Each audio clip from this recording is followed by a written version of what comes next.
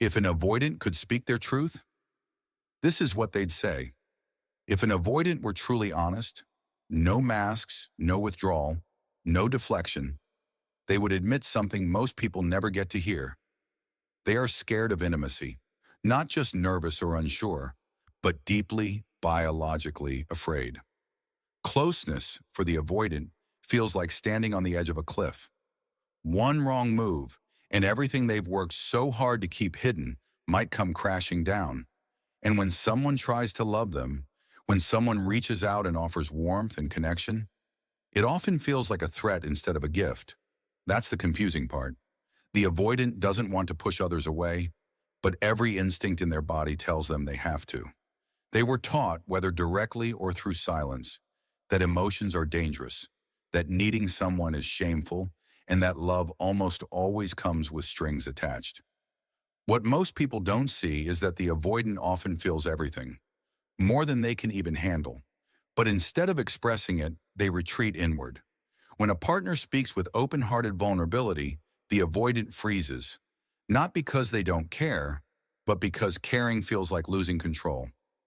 Control to the avoidant is safety. It's the only thing they trust. They may seem cold, distant, or even dismissive, but inside they're in chaos. They're overwhelmed by the possibility of being hurt, being seen too deeply, or losing their independence. They were shaped by a world where love meant pressure, not peace, where closeness meant judgment, not acceptance. So they learned to stay a few emotional steps away from everyone, even those they love. The avoidant admires people who are emotionally open.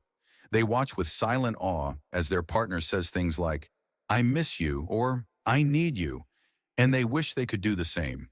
But for the avoidant, those words are loaded with fear. Admitting need feels like handing someone a weapon that could later be used against them. So they play it cool. They act unaffected. They go quiet when the conversation gets deep, or they laugh it off when things get emotional. It's not because they're trying to hurt anyone. It's because that's how they've survived. Emotional distance is their armor. Withdrawal is their language of fear. And when they go quiet or disappear emotionally, they're not punishing their partner. They're just trying to breathe.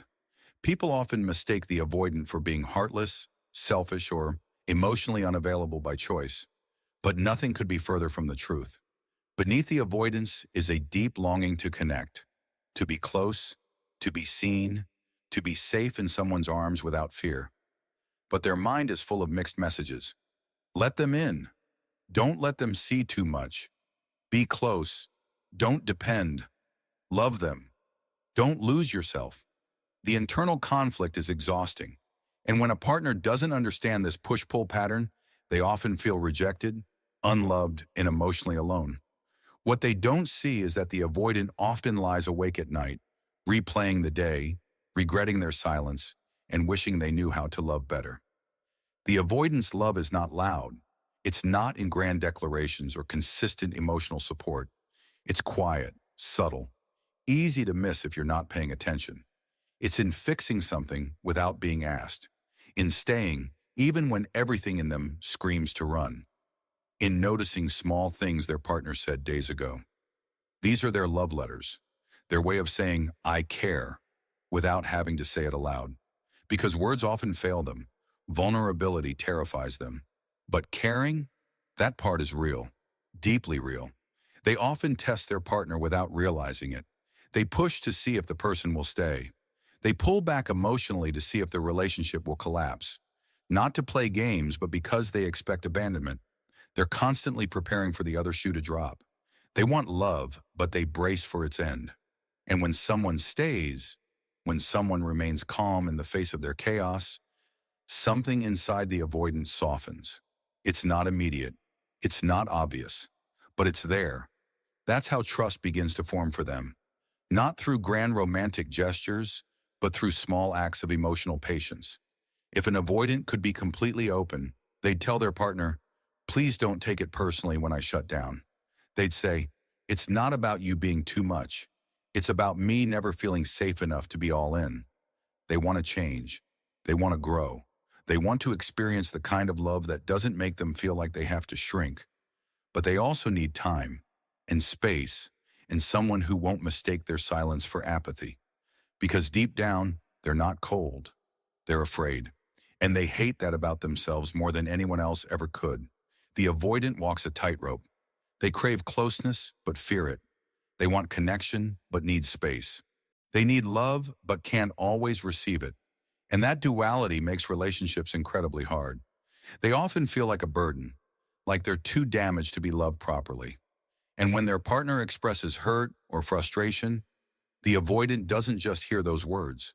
They hear confirmation of every fear they've ever had. I'm not enough. I'll be left. This is why I stay alone. So they retreat again, not because they don't want to fix it, but because they don't believe they can.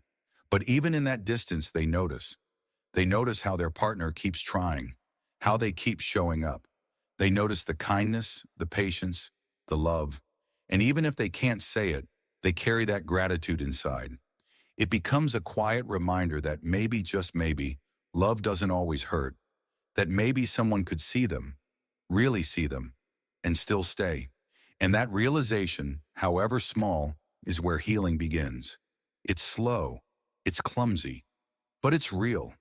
If the avoidant could speak freely, they would say they're not avoiding love. They're protecting their heart. That every withdrawal is a survival strategy, not a strategy to hurt. They would say that the partner who stays calm, curious, and grounded during those shutdowns is doing more than they realize. They're rewiring the avoidance nervous system. They're helping them build a new story, one where closeness doesn't equal collapse, one where they can be fully known and still fully loved. So to anyone loving an avoidant, here's what they wish you knew. They care, even when they're quiet. They love, even when they're distant. They long for connection, even when they run. And if you can hold that truth, even through the storms, there's hope. The avoidant doesn't need perfection. They need patience. They don't need pressure. They need understanding. And in time, with enough safety, they just might surprise you. They might stop running. They might finally stay. Not because they've been forced to, but because they feel safe enough to choose love, fully, openly, and without fear. So, if you've ever loved an avoidant or are an avoidant trying to love, remember this. It's not about being broken. It's about being wired for protection, and that wiring can change with awareness, with patience, with time. Love doesn't have to mean losing yourself, and closeness doesn't have to equal fear. The avoidant may not always have the words, but if they're trying, if they're staying, that is their love language. Quiet, careful, but real. If this video helped you understand something you felt but couldn't explain, you're not alone. Share it with someone who needs to hear it. Someone who's hurting in silence or trying to reach across the emotional divide. And if you're on your own healing journey, I hope you know this. Love doesn't heal us all at once, but it can start the process.